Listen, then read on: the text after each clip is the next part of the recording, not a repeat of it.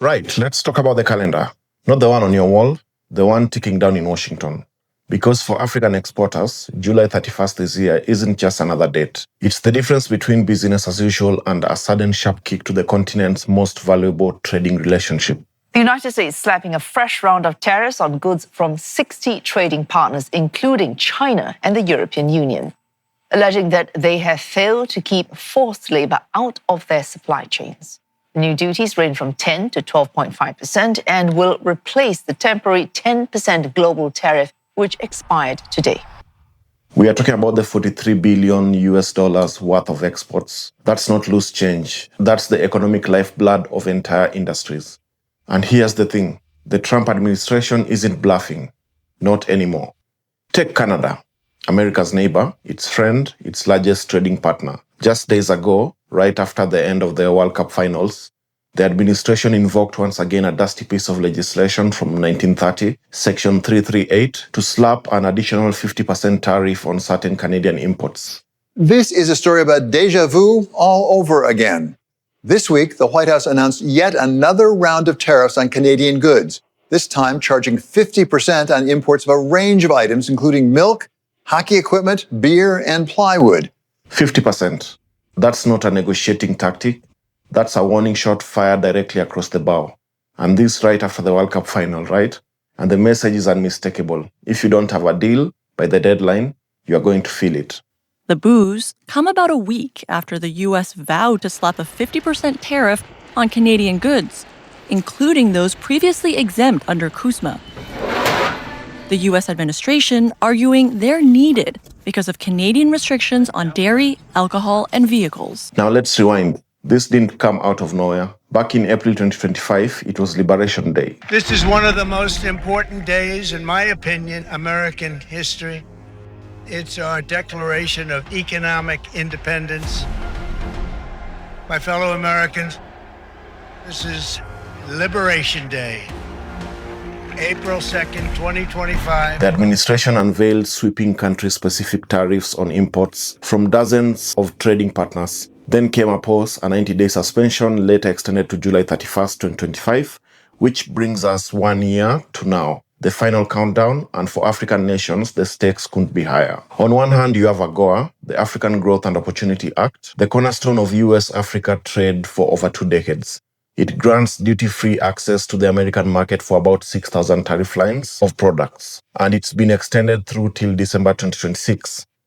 That was a relief for many African exporters. The good news, as it were. The bad news, the Trump administration has made it abundantly clear that existing trade arrangements won't necessarily protect you from the new tariff regime.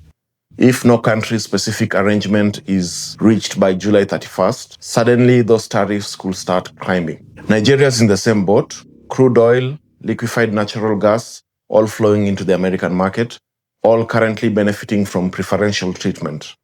Egypt, Algeria, Morocco, Ghana, Kenya, Ethiopia, each supplying everything from fertilizers and apparel to cocoa, coffee, and critical minerals, and each watching Washington with a mixture of hope and dread. Because here's the uncomfortable truth.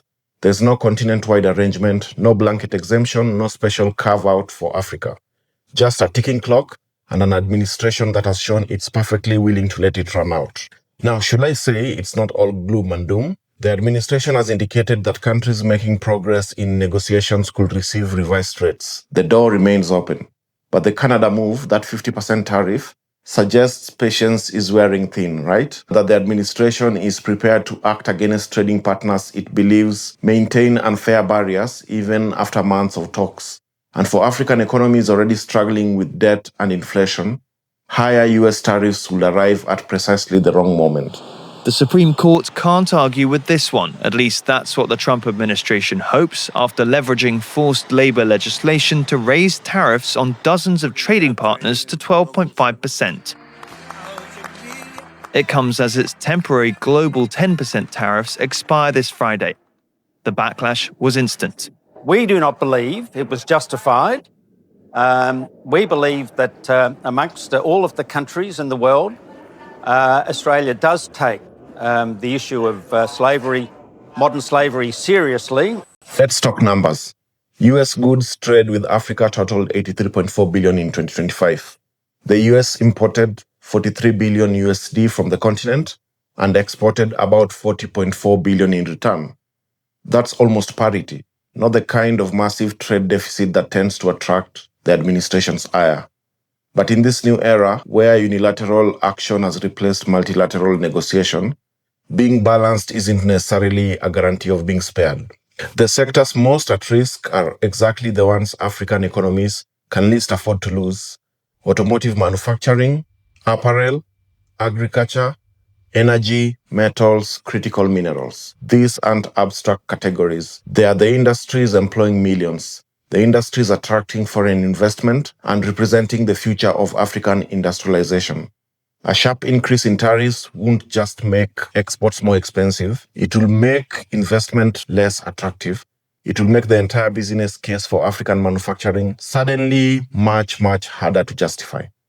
And that, of course, is precisely the point of the Trump approach: incentivize domestic production by making foreign imports less competitive.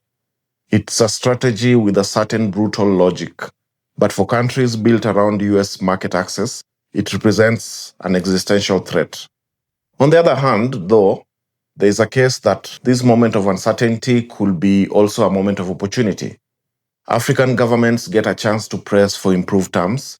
The administration has shown willingness to make deals with countries demonstrating genuine progress. And AGOA remains in place through 2026. That's a cushion, right? A breathing space of sorts. But breathing spaces have a habit of running out as well. I mean, think about it. African policymakers face a dizzying array of scenarios. Best case, negotiated agreements. Tariffs remain low, trade continues. Worst case, no deals, higher tariffs, and a sudden contraction in exports. And in between, partial exemptions, maybe. Sectoral agreements, ongoing uncertainty. The challenge is that African governments can't simply sit back and wait for July 31st, which isn't a suggestion, it's a date on the calendar. And if there's one thing this administration has demonstrated, it's that deadlines actually mean something.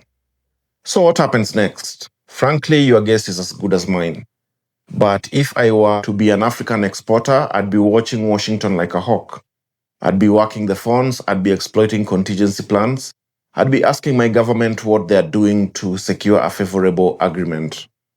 Because one thing we know for certain is this: the status quo is no longer guaranteed. The old rules are being rewritten in real time. And in that rewriting, Africa's 43 billion export market hangs in the balance. There's a certain irony in all of this, in any case.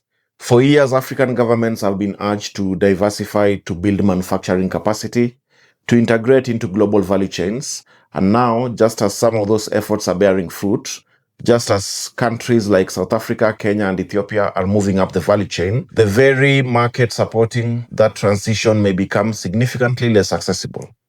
That's not a failure of African policy, it's just a shift in American policy. And the difference matters because the former implies blame, while the latter simply implies a changed environment. Let's bring this back to the essential point. July 31st is fast approaching. The US administration has shown it will use tariffs as a blunt instrument. African exporters are exposed. The clock is ticking. Will there be deals, maybe partial exemptions, or will the hammer fall down mercilessly?